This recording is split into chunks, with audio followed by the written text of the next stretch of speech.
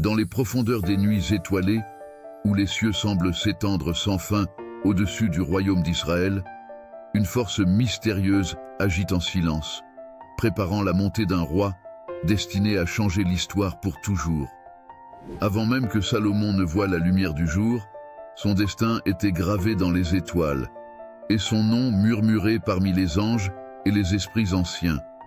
C'était un enfant né dans une famille royale, mais son ascension au trône fut tout sauf ordinaire. Salomon, fils du grand roi David et de Bath-sheba, n'était pas destiné à la royauté selon les lois du monde. David avait de nombreux autres fils, tous plus âgés et plus aguerris. Pourtant, une force plus grande que les simples jeux de pouvoir terrestres œuvrait en secret. Depuis sa naissance, Salomon portait en lui la marque de la faveur divine, un appel silencieux mais irrésistible vers la grandeur. Alors que Salomon grandissait dans l'ombre de son père, il montrait des signes de sagesse bien au-delà de son âge. Tandis que ses frères se disputaient l'affection de leur père ou cherchaient à prouver leur valeur par la force des armes, Salomon se distinguait par sa profondeur d'esprit et son calme mystérieux. Il ne courait pas après la gloire des batailles. Non, sa quête était d'une autre nature. Il aspirait à comprendre les secrets du monde, les lois cachées qui régissent les cœurs des hommes, les mystères des cieux et de la terre. À la mort de David, un tumulte s'empara du royaume. Les héritiers légitimes se préparèrent à prendre le trône. Adonijah, le demi-frère de Salomon, fut le premier à revendiquer la couronne. Il était beau, fort et soutenu par de puissants alliés. Il se déclara roi et se prépara à régner, pensant que rien ne pouvait lui barrer la route. Mais alors que les plans d'Adonijah prenaient en forme, une force invisible œuvrait pour Salomon. C'était le prophète Nathan et la reine Bath-sheba qui complotèrent pour assurer le couronnement de Salomon, rappelant au roi David ses promesses. Et ainsi, dans un retournement inattendu, Salomon, le fils tranquille et sage, fut intronisé roi, choisi non pas par la force des armes, mais par la volonté divine. Le jour de son couronnement, Salomon s'agenouilla devant l'arche de l'Alliance et fit une prière qui résonna à travers les âges. Ce n'était pas une demande pour des richesses, ni pour des victoires militaires, mais pour la sagesse.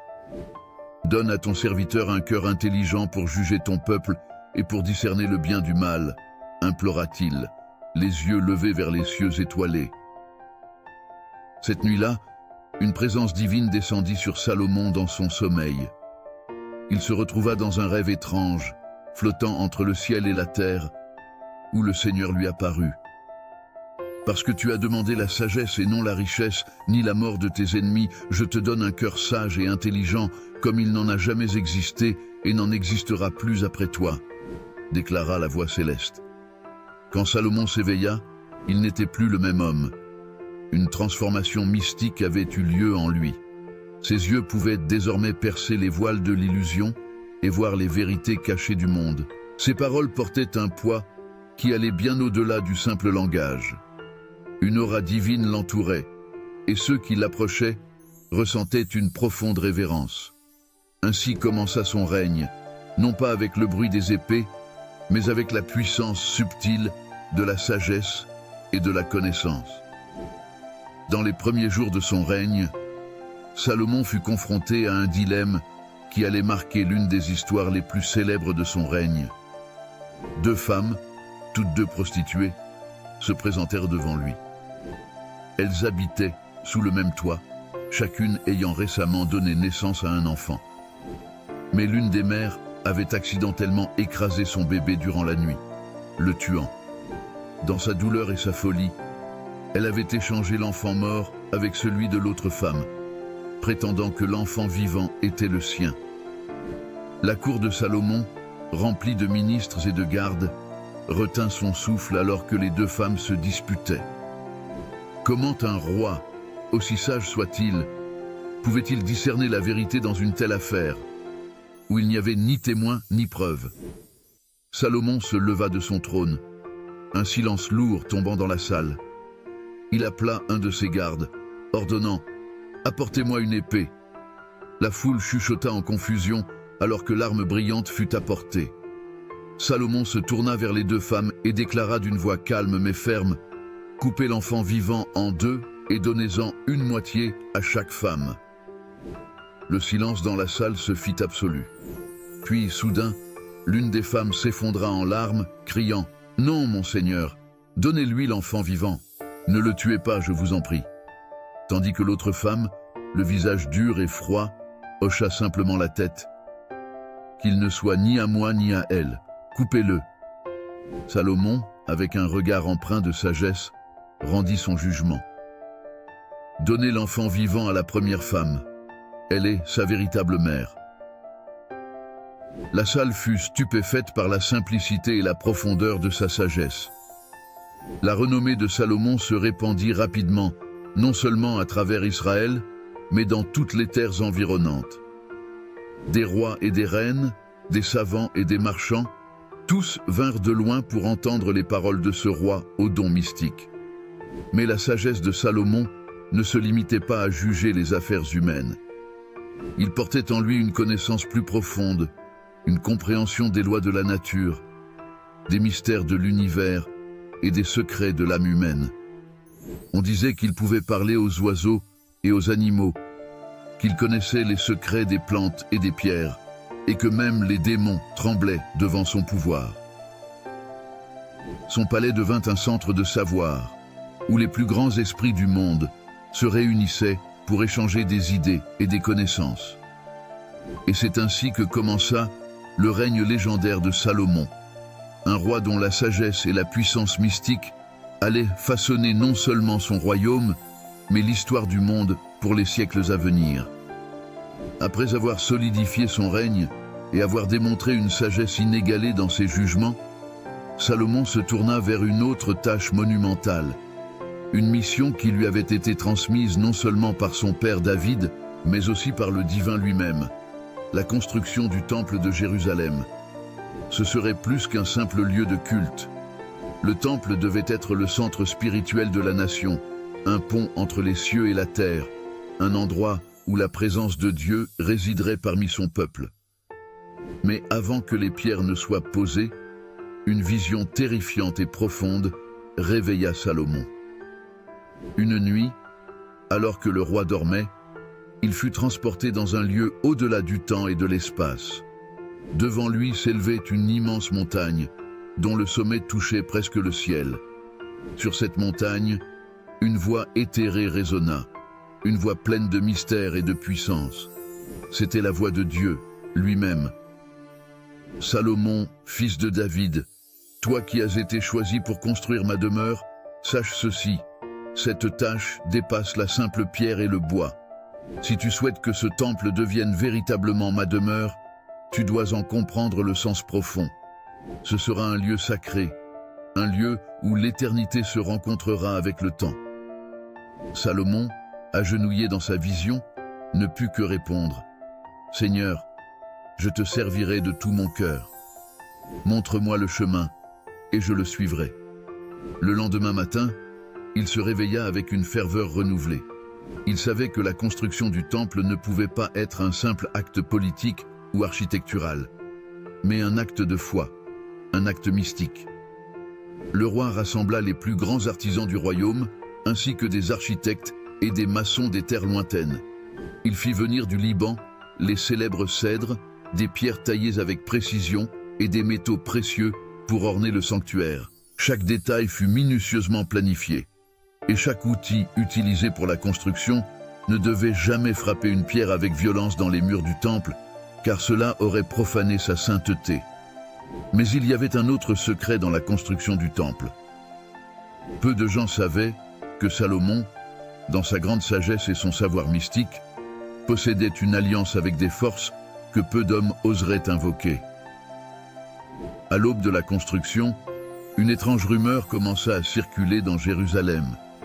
Certains racontaient avoir vu des ombres mouvantes travailler la nuit, taillant les pierres et façonnant les structures, alors que les ouvriers humains dormaient. D'autres prétendaient que Salomon avait convoqué des créatures surnaturelles, des génies et des esprits anciens pour l'aider à ériger ce monument. Selon la légende, Salomon détenait un anneau donné par Dieu lui-même, un anneau gravé de symboles anciens qui lui permettait de commander non seulement aux hommes, mais aussi aux créatures des mondes invisibles. Avec cet anneau, il ordonnait aux démons de travailler à la construction du temple.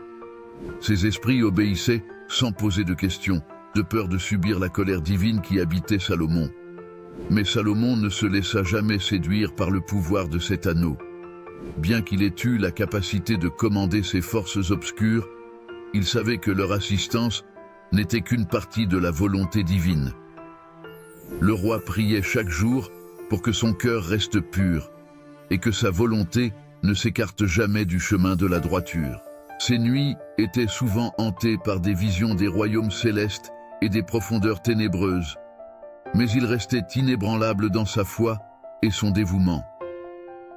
Après des années de travail intense, enfin, le temple fut achevé.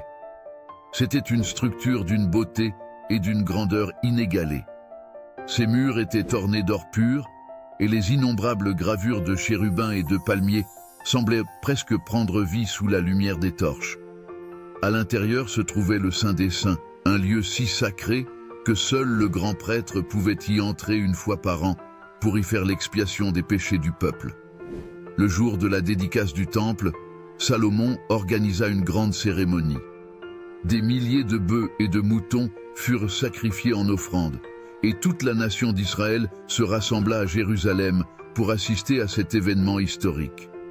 Alors que Salomon se tenait devant l'autel, il leva les mains vers le ciel et prononça une prière. « Ô Seigneur, Dieu d'Israël, il n'y a pas de Dieu semblable à toi dans les cieux, ni sur la terre. Que tes yeux soient ouverts jour et nuit sur cette maison, le lieu où tu as promis de faire résider ton nom. » Au moment où il termina sa prière, un feu divin descendit du ciel et consuma les offrandes sur l'autel. Le peuple tomba à genoux, ébloui par cette manifestation tangible de la présence divine. Le temple n'était plus simplement un bâtiment fait de pierre et d'or, il était devenu le lieu de la résidence de Dieu sur terre, un point de contact entre le divin et l'humanité. Mais, malgré cette grande réussite, quelque chose en Salomon commença à changer. La construction du temple, bien que couronnée de succès, l'avait profondément affecté. Ses nuits devinrent de plus en plus agitées, peuplées de rêves étranges et de voix mystérieuses. Il ressentait une inquiétude, une sorte de malaise qu'il ne pouvait pas expliquer. Il avait bâti le plus grand monument à la gloire de Dieu, mais à quel prix? Avec la renommée de sa sagesse, de son pouvoir et de son temple majestueux, Salomon attira non seulement l'attention des rois et des reines des terres lointaines, mais aussi des forces plus sombres. Des princes et des dirigeants vinrent le voir avec des offrandes, mais certains portaient en eux des secrets obscurs et des rituels anciens, introduisant dans la cour du roi des influences étrangères et mystérieuses. C'est dans cette période que la reine de Saba fit son entrée dans la vie de Salomon. La renommée de sa sagesse et de son pouvoir mystique l'avait atteinte dans son royaume situé au sud, et elle décida de le tester. Elle arriva à Jérusalem avec une caravane impressionnante, portant des richesses inimaginables, de l'or, des épices rares et des pierres précieuses. Mais ce qui l'intéressait réellement, c'était la légendaire sagesse de Salomon. La reine posa à Salomon des énigmes et des questions compliquées, cherchant à mesurer l'étendue de son savoir. Mais chaque fois qu'elle lui lançait un défi, Salomon répondait avec une clarté et une profondeur qui la laissaient sans voix. Peu à peu, leur échange prit une tournure plus personnelle. La reine, fascinée par le roi, passa des heures en sa compagnie, discutant non seulement de questions politiques et économiques, mais aussi de la nature de l'univers, du mystère de l'existence et des secrets de l'au-delà. Salomon, pour la première fois, se sentit véritablement compris par quelqu'un d'autre. La reine de Saba n'était pas simplement impressionnée par son pouvoir et sa richesse, elle voyait en lui l'homme mystique, le roi sage qui avait percé les mystères du monde. Leur relation devint de plus en plus profonde, et certains murmurent que, dans l'intimité de leurs discussions, ils échangèrent bien plus que des paroles. Mais alors que Salomon plongeait de plus en plus dans le mysticisme et les secrets des autres royaumes, il s'éloigna peu à peu des lois strictes de son peuple.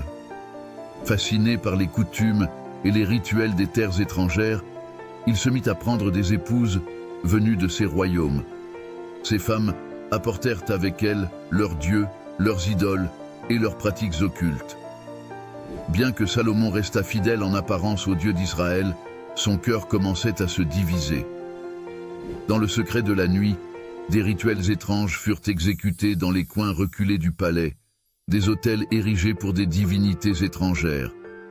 Salomon, autrefois le roi sage et juste, se retrouva pris dans un tourbillon de mysticisme étranger et de croyances obscures. Sa quête de sagesse l'avait conduit à des endroits sombres, et même l'anneau qu'il portait, ce symbole de son pouvoir divin, semblait peser plus lourd chaque jour. Loin de la vue de son peuple, Salomon commença à se demander si la sagesse qu'il avait demandée était réellement une bénédiction ou une malédiction. Il voyait les mystères de l'univers, mais ces révélations le laissaient souvent plus troublé que satisfait. Le roi qui avait tout avait peut-être perdu l'essentiel. Alors que les années passaient, Salomon, autrefois reconnu comme l'homme le plus sage de toute la terre, s'éloigna progressivement de la simplicité et de la pureté de son engagement initial envers Dieu. Les décisions qu'il avait prises dans sa jeunesse, mues par la sagesse et l'amour de la vérité, se diluèrent dans la recherche effrénée de pouvoir, d'influence et dans des pratiques mystiques étrangères à la loi d'Israël. Les rituels mystérieux qui avaient été introduits à la cour commencèrent à éveiller la méfiance parmi les anciens et les prêtres du peuple. Ils voyaient le roi offrir des sacrifices sur des autels étrangers, des statues d'Astarté et de Moloch, érigées dans des lieux autrefois réservés à Yahweh. Le cœur de Salomon, autrefois dévoué uniquement à Dieu, était maintenant divisé entre le Dieu d'Israël et ses divinités étrangères que ses épouses et concubines avaient apportées dans le royaume. Malgré ses efforts pour concilier ses croyances avec sa foi originelle, quelque chose de profond avait changé. Cependant, même dans sa chute spirituelle, la sagesse que Dieu lui avait donnée ne l'avait pas complètement abandonné. Salomon, fils de David, disait la voix. « Tu as dévié du chemin de la justice. Je t'avais donné sagesse, richesse et gloire, mais tu as oublié la source de tout cela. Tu t'es tourné vers des idoles et des faux dieux, et tu as abandonné l'alliance que ton père avait faite avec moi. » Salomon se réveilla en sursaut, en sueur. Pour la première fois depuis des années, il ressentit un poids profond de culpabilité. Il savait que Dieu ne plaisantait pas et que ce qu'il avait commencé à bâtir risquait de s'effondrer sous le poids de ses propres choix. Mais l'avertissement n'était pas seulement personnel. Dieu continua dans un murmure inquiétant. « À cause de cela, le royaume que je t'ai donné sera déchiré après ta mort. Tes descendants ne régneront pas sur tout Israël. » Le roi, alors devenu âgé, comprit la gravité de ces paroles. La promesse faite à David allait être fragmentée à cause de sa désobéissance. Israël, cette grande nation unifiée sous son règne, serait divisée.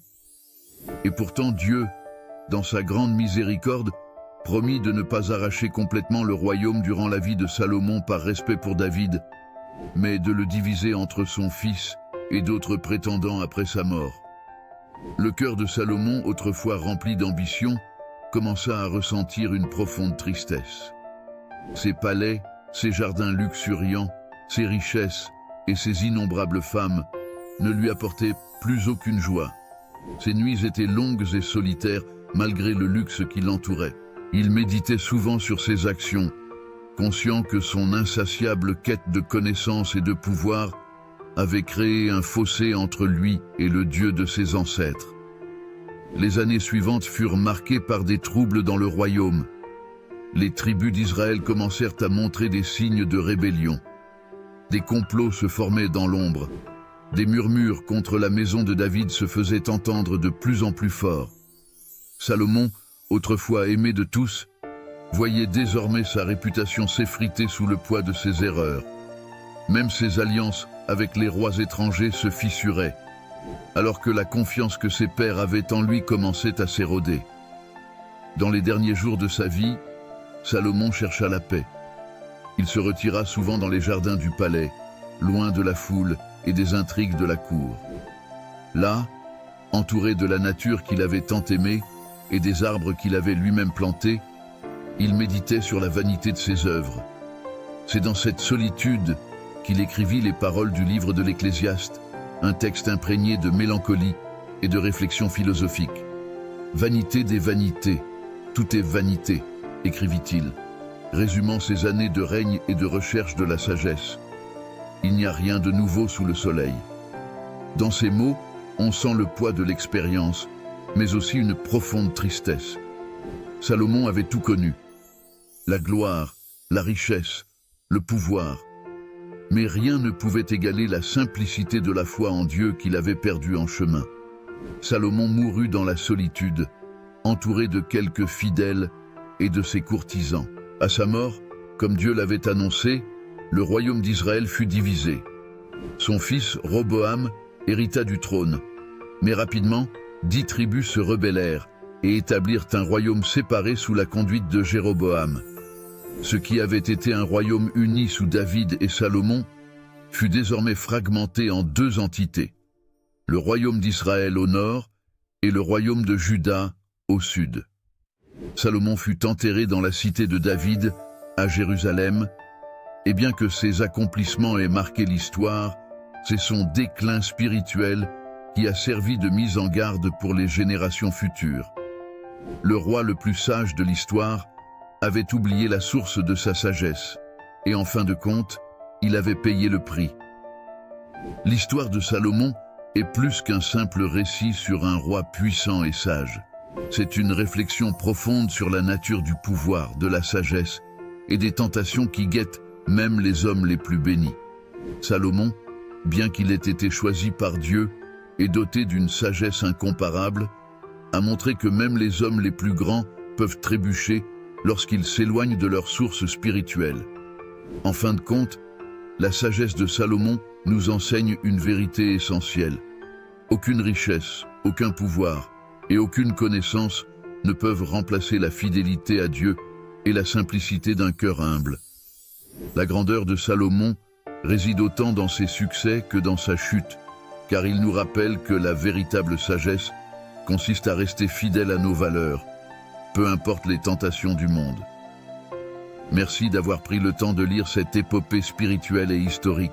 L'histoire de Salomon nous enseigne non seulement les dangers de l'orgueil et de l'ambition démesurée, mais aussi la beauté d'une vie guidée par la foi et la sagesse divine. Si cette histoire vous a touché, réfléchissez à la manière dont vous pouvez appliquer les leçons de Salomon dans votre propre vie. Que pouvons-nous apprendre de sa quête de sagesse? Comment éviter de tomber dans les mêmes pièges? Si vous avez apprécié cette lecture, je vous invite à partager cette histoire avec vos proches et à entamer des discussions sur les thèmes de la sagesse, de la foi et du pouvoir. Ensemble, nous pouvons apprendre de l'histoire de Salomon pour enrichir nos vies spirituelles et personnelles. N'hésitez pas à laisser un commentaire ou à poser des questions sur les parties qui vous ont le plus intrigué. Si vous souhaitez plonger encore plus profondément dans les mystères de la Bible et d'autres récits spirituels captivants, abonnez-vous pour recevoir plus d'histoires fascinantes. Merci encore et à bientôt pour d'autres aventures bibliques et inspirantes.